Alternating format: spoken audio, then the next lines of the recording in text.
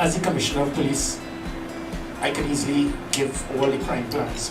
But you are the individual, you are the, and I've been pushing heavily with the Trinidad Police Service, the officers, to understand that the concept that we are employees and you are the employer.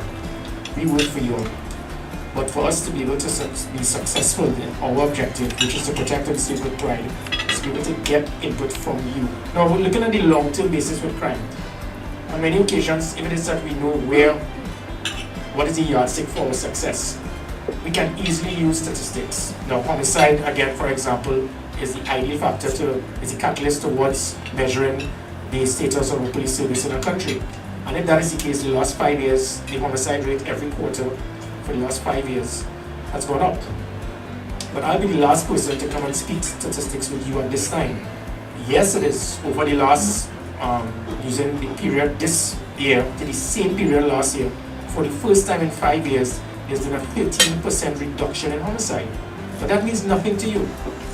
So there's 13% less homicides at this time than last year. It would mean nothing to you to see that there's been a 23% reduction in homicides, rape, kidnapping, grievous bodily harm in comparison to the same period last year.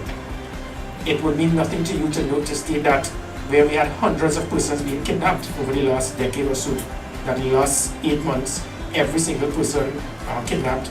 On most occasions, we have arrested the individuals for the first time without a ransom being paid and the individual being released. What makes it more important to you? And again, it goes back to the concept of that New York model in NYPD. NYPD in the mid-90s, they were known as pigs. Within 2 years, they became known as America's finest. And the homicide rate went down by 53%, serious crime by 61%.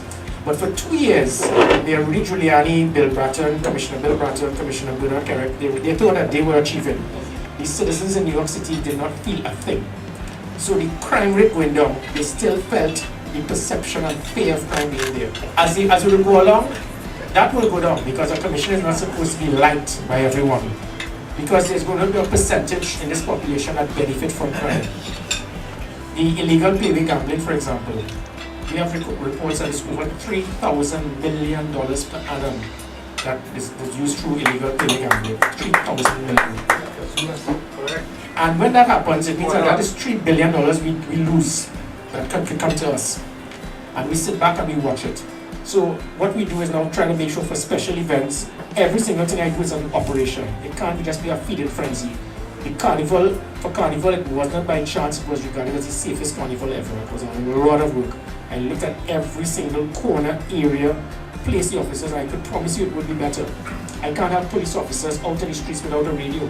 If you go to London Carnival or Labor Day, every officer, you must have communication to have a link. So with communication, dialogue, looking at areas of responsibility, it will reduce the costs in things. I'm trying to avoid you having to go to a station to report this. So, and that, by again, through the online reporting, through the concept of the revamp of the fraud unit, it is going to assist now for you to forward that information. And what you really do not want is for you to have to come to a station as a CEO, Chief Operation Officer, to have to report a crime of that nature. So that's what so with that in the that'll take about 2 or 3 months. But it would provide you with a much easier avenue to pump information to us that can assist us now to move forward without trying to inconvenience you.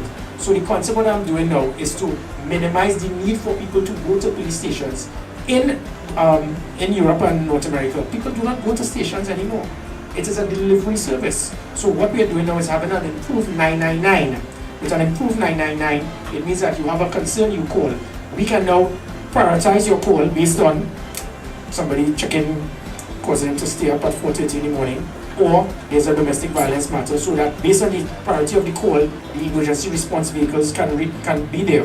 The other angle, which goes to the domestic violence, is similar to what we're going to use shortly with the London Met model. They have online reporting.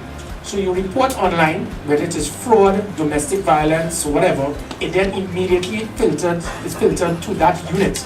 That unit will now come to your home. So in domestic violence, I do not want any woman that is beaten or battered to have to go to a station to endure the embarrassment, or for me to have to train 7,000 police officers to do what is required. A properly trained unit will now come to you, and you don't need a massive amount of persons for that, because the numbers will be, it's not that drastic, but It will ensure you have proper persons properly trained to go to the home to deal with the matter, and also to deal with something that has been totally overlooked for years, which is restraining orders, that no one has taken or no one takes it on, and because of that, the product of opportunity takes place that allows the individuals to go back to the home and to be involved in further acts of domestic violence. So through that domestic violence unit, still have to confirm if it's going to be known as the gender-based violence unit, because I'm lazy with the UN on it. But that has already been in the structure. Very soon, in the next few weeks, we are going to actually bring out the structure where there's going to be a massive change in the restructuring of the police service, as I mentioned, the white-collar crime unit, the intelligence unit, and that unit of domestic violence.